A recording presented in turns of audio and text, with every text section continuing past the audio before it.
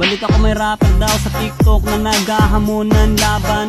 Walang personalan to pero ano ba talaga gusto mong patunayan?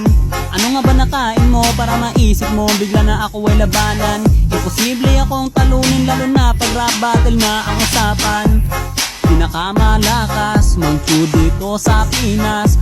Bukod sa Unli Skin Tol, unli rin to mag-recall. Kaya di nyo ko kaya kahit pagtulungan pa ni Kapitan El sa mundo niya.